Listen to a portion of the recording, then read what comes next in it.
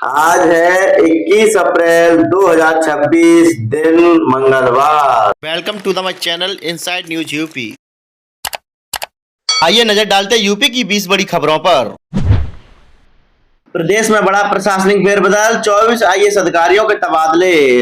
प्रदेश सरकार ने प्रशासनिक फेरबदल करते हुए 24 आईएएस अधिकारियों का तबादला कर दिया है। इस संबंध में शासन स्तर से आदेश जारी कर दिए गए हैं। तबादलों के तहत कई जिलों और विभागों में तैनात अधिकारियों को नई जिम्मेदारियां सौंपी गई हैं, जबकि कुछ अधिकारियों को महत्वपूर्ण पदों पर नियुक्त किया गया है। प्रदेश में गर्मी के चलते स्कूल का समय बदला, अब बच्चे पढ़ाई करने इस समय पर जाएंगे। लगातार बढ़ती गर्मी को देखते हुए स्कूलों का समय बदल दिया गया है। अब कक्षा सुबह 7:30 बजे से दोपहर 12:30 बजे तक चलेंगी। शिक्षकों को 1:30 बजे तक विद्यालय में रहना होगा। फैसले का उद्देश्य बच्चों को लू और तेज धूप से बचाकर सुरक्षित पढ़ाई सुनिश्चित करना है। अक्षय तृतीया पर भक्ति उल्लास और श्रद्धा की सरोवर से नजर आई अयोध्या। रामलला को अर्पित किए गए 56 भोग। सनातन परंपरा के अत्यंत शुभ पर्व अक्षय तृतीया पर रामनगरी भक्ति उल्लास और श्रद्धा से सरोवर नजर आई। उदया तिथि की मान्यता के चलते शहर के प्रमुख मठ मंदिरों में अक्षय तृतीया का पर्व सोमवार को मनाया गया। राम मंदिर में विराजमान रामलला का इस अवसर पर विशेष श्रृंगार किया गया। इसके साथ ही प्रभु को 56 प्रकार के व्यंजनों का भोग अर्पित किया गया। किसानों को सीएम योगी ने दी बड़ी राहत, बिना फार्मर रजिस्ट्री सरकारी क्रय केंद्रों में बेच सकेंगे गेहूं। उत्तर प्रदेश में किसानों को सीएम योगी आदित्यनाथ ने बड़ी राहत दी है। अब सभी किसान बिना फार्मर रजिस्ट्री के सरकारी क्रय केंद्रों में गेहूं बेच सकेंगे। किसानों को हो रही असुविधा के दृष्टिगत यह फैसला लिया गया है। सभी जिलाधिकारियों को इसे तत्काल लागू करने के निर्देश दे दिए गए हैं। रविवार को इकाना स्टेडियम में होगी लखनऊ और गुजरात की भिड़ंत, बदला रहेगा शहर का यातायात। इकाना स्टेडियम में रविवार को आईपीएल के तहत लखनऊ सुपरवाइजर और गुजरात टाइटंस का मैच दिन में खेला जाएगा। इसकी वजह से दोपहर 12 से रात 8 बजे तक यातायात में बदलाव रहेगा। इमरजेंसी की स्थिति में लोग ट्रैफिक कंट्रोल नंबर पर संपर्क कर सकते हैं। वैकल्पिक मार्गों से सब वाहन, एम्बुलेंस और फायर ब्रिगेड में निकलवाया जाएगा। 4 राज्यों और 20 जिलों की किस्मत सोने की तरह चमकाएगा जेवर एयरपोर्ट। बड़े पैमाने पर पैदा होंगे रोजगार। एशिया का सबसे बड़ा एयरपोर्ट बनने की तरफ एक कदम बढ़ा चुके नोएडा इंटरनेशनल एयरपोर्ट ने केवल जेवर के नाम को ही चरितार्थ नहीं किया है, बल्कि 4 राज्यों और 20 जिलों की किस्मत को भी दमकाने के लिए तैयार कर दिया है। जेवर एयरपोर्ट का प्रभाव एक जिले तक सीमित नहीं, बल्कि पूरे पश्चिमी यूपी और एनसीआर के विकास मॉडल पर आधारित है। प्रदेश में 1 जून से फार्मर आईडी होगी अनिवार्य। एक पोर्टल पर होगा हर किसान की जमीन का ब्यौरा। प्रदेश में 1 जून से फार्मर आईडी अनिवार्य करने की तैयारी है। इसके लिए आईडी तैयार करने के लिए 31 मई तक का समय दिया गया है। इस संबंध में मुख्य सचिव एसपी गोयल ने कृषि उत्पादन आयुक्त एवं विभिन्न विभागों के अपर मुख्य सचिव एवं प्रमुख सचिव को निर्देश दिया है। इसमें किसानों की जमीन का पूरा ब्यौरा एक पोर्टल पर अपडेट करके आईडी बनाई जा रही है। इस आईडी के पोर्टल पर डालते ही संबंधित किसान का पूरा ब्यौरा सामने आ जाएगा। काशी को 7,000 करोड़ की योजनाओं की सौगात देंगे पीएम मोदी। नारी शक्ति महोत्सव में होंगे शामिल। प्रधानमंत्री नरेंद्र मोदी के 2 दिवसीय दौरे की तैयारियों में जिला प्रशासन जुट गया है। 28 अप्रैल को बरेगा में नारी शक्ति महोत्सव कार्यक्रम होगा। इसके बाद वे काशी की प्रबुद्ध महिलाओं से बातचीत करेंगे और इसके पश्चात वे काशी वासियों को 7,000 करोड़ रुपए की योजनाओं की सौगात देंगे। रात्रि विश्राम के बाद अगले दिन 29 अप्रैल को प्रधानमंत्री यहां से हरदोई के मल्लावा जाएंगे, जहां से गंगा एक्सप्रेसवे का लोकार्पण करेंगे। गंगा एक्सप्रेसवे से मेरठ के विकास को मिलेगी रफ्तार। 518 गांव जुड़ेंगे, उद्योग और रोजगार के बढ़ेंगे अवसर।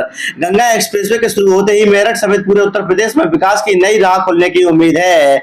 यह एक्सप्रेसवे जहां आम लोगों के सफर को आसान बनाएगा, वहीं इसके किनारे बनने वाले औद्योगिक गलियारों से स्थानीय स्तर पर रोजगार के अवसर भी बढ़ेंगे। इससे युवाओं को नौकरी के लिए दूसरे राज्यों में पलायन नहीं करना पड़ेगा और स्थानीय स्तर पर ही उद्योग लगाने के अवसर मिल सकेंगे। आलू की कीमत 6.5 रुपए प्रति किलो। सरकार ने तय किया दाम, किसानों के सामने खड़ी हो गई नई मुसीबत। पहले ही सब्जियों का राजा आलू किसानों की हालात फकीरों जैसे किए हैं। भविष्य में कुछ हालात सुधरने की उम्मीद थी, उस पर केंद्रीय कृषि मंत्री की लागत से भी आधे दर पर खरीदने की घोषणा ने पानी फेर दिया। किसान 6590 रुपए प्रति टन की दर पर खरीद को लागत दर से आधा मान रहे हैं। यह कृषि मंत्री को पत्र मिलकर मूल्य पर पुनर्विचार की मांग करेंगे। बटेश्वर कॉरिडोर का निर्माण रुका, नई डिजाइन से दोबारा बनेंगे प्रवेश द्वार, छतरियां हटाने के आदेश। निर्माणाधीन बटेश्वर कॉरिडोर परियोजना की गुणवत्ता पर उठ रहे सवालों के बीच सांसद राजकुमार चौहान ने कड़ा रुख अपनाया है। शनिवार को निरीक्षण के दौरान निर्माण कार्यों में खामियां और डिजाइन में कमी मिलने पर सांसद ने गहरी नाराजगी जताते हुए निर्माण कार्य रुकवा दिया। सांसद ने नवनिर्मित यज्ञशाला के गुम्बद और प्रवेश द्वारों को छतरियों को तत्काल प्रभाव से हटाने और उन्हें नए सिरे से बनाने के आदेश दिए हैं। प्रयाग से चलेगी गोरखपुर वंदे भारत, हमसफर और कालिंदी के लिए जाना होगा सूबेदारगंज। अगर आप आने वाले दिनों में प्रयागराज जंक्शन से रेल यात्रा की योजना बना रहे हैं तो यह खबर आपके लिए बेहद जरूरी है। गोरखपुर जाने वाली वंदे भारत 20 अप्रैल से 30 अप्रैल तक प्रयाग स्टेशन से चलेगी। इसी तरह जंक्शन आने वाली 35 अन्य ट्रेनों का रूट बदला गया है। इसमें अधिकांश प्रयागराज चिक्की से संचालित होंगी। दरअसल प्रयागराज जंक्शन के पुनर्विकास कार्य के तहत यहाँ यार्ड रिमॉडलिंग का कार्य शुरू हो रहा है। पीएचडी आवेदन का आखिरी मौका, 1200 सीटों के लिए अब तक आए 4500 आवेदन। डॉक्टर भीमराव अंबेडकर विश्वविद्यालय पीएचडी सत्र 2026 के लिए आवेदन की प्रक्रिया अपने अंतिम चरण में पहुंच गई है। आवेदन करने के लिए सोमवार अंतिम तिथि है। ऐसे में जिन छात्रों ने अब तक आवेदन नहीं किया उनके पास अब बेहद कम समय बचा है। ऑनलाइन आवेदन के बाद छात्रों को 25 अप्रैल तक आवेदन पत्र की हार्ड कॉपी विश्वविद्यालय में संबंधित विभाग में जमा करना अनिवार्य होगा। 1200 सीटों के मुकाबले अब तक लगभग 4500 सीटें आवेदन प्राप्त हो चुके हैं, जिससे प्रतिस्पर्धा काफी कड़ी हो गई है। अब आगरा में हो सकेगा किडनी ट्रांसप्लांट, 3 मरीजों है तैयार, बस अनुमति का इंतजार। आगरा के एसएन मेडिकल कॉलेज में किडनी ट्रांसप्लांट के लिए 3 मरीजों की कानूनी प्रक्रिया पूरी हो गई है। इनकी रिपोर्ट बनाकर सीएमओ कार्यालय भेज दिया गया है। अनुमति मिलने के बाद किडनी ट्रांसप्लांट शुरू हो जाएगा। शुरू के 25 ऑपरेशन एसजीपीजीआई लखनऊ की टीम की निगरानी में होंगे। हाई स्पीड रेल कॉरिडोर पर 300 किलोमीटर की रफ्तार से दौड़ेगी ये ट्रेन है। 3 राज्यों का मेंटेनेंस हब बनेगा बरेली। गाजियाबाद से मुरादाबाद, रामपुर, बरेली, रोजा, सीतापुर के बीच 403 किलोमीटर लंबी तीसरी और चौथी रेल लाइन को मंजूरी देने के साथ ही रेलवे ने रोजा लखनऊ के बीच 158 किलोमीटर के रेलखंड में 4 लाइन प्रोजेक्ट पर काम तेज कर दिया है। गाजियाबाद लखनऊ के बीच 4 लाइन प्रोजेक्ट के लिए फाइनल लोकेशन सर्वे का काम गति शक्ति योजना के तहत पिछले साल ही पूरा हो चुका है। बीसलपुर चौराहे पर 8 लेन का ओवरब्रिज बनाने की तैयारी, पीलीभीत बाईपास पर सफर होगा आसान।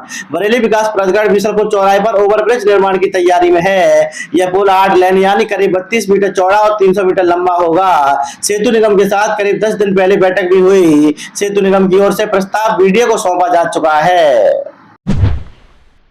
रेलवे में सहायक लोको पायलट के 11,127 पदों पर होगी भर्ती। भारतीय रेलवे में करियर बनाने का सपना देख रहे युवाओं के लिए बड़ी खुशखबरी है। रेलवे भर्ती बोर्ड ने सहायक लोको पायलट के लिए 11,127 पदों पर भर्ती के लिए केंद्रीकृत रोजगार अधिसूचना जारी कर दी है। इस बड़ी भर्ती प्रक्रिया के माध्यम से देश भर के विभिन्न रेलवे जोन में नियुक्तियां की जाएंगी। यूपी में अब 45 दिन तक नहीं कटेगी स्मार्ट मीटर की बिजली। जीरो बैलेंस होने के बावजूद 3 दिन तक जारी रहेगी सप्लाई। प्रदेश सरकार ने स्मार्ट मीटर उपभोक्ताओं को राहत देते हुए नई व्यवस्था लागू कर दी है। इसके तहत जहां स्मार्ट मीटर अभी तत्काल लगे हैं उन्हें 15 दिन की कन्वर्जन अवधि और उसके बाद 30 दिन यानी कुल 45 दिन तक उनका बिजली कनेक्शन नहीं काटा जाएगा। वहीं जीरो बैलेंस होने पर भी अधिकतम 3 दिन या 200 रुपए तक बिजली आपूर्ति जारी रहेगी। योगी सरकार की योजनाओं से यूपी की महिलाओं को मिल रहा लाभ। बीसी सखी योजना के तहत 42,000 करोड़ से ज्यादा का लेन देन। योगी सरकार अपने कार्यकाल के पहले दिन से ही प्रदेश की महिलाओं के उत्थान के लिए जोर शोर से काम कर रही है। योगी सरकार के 9 वर्षों के आंकड़े इस बात की पुष्टि करते हैं कि महिलाओं की सुरक्षा, सम्मान, सशक्तिकरण और स्वावलंबन, स्वास्थ्य समेत अन्य मुद्दे हमेशा प्राथमिकता में रहे हैं। योगी सरकार महिलाओं को हर तरीके से सशक्त बनाने की नई योजना को सामने लाती रही है। सरकार ने इन वर्षों में 1 करोड़ से ज्यादा महिलाओं को स्वयं सहायता समूह से जोड़ा है।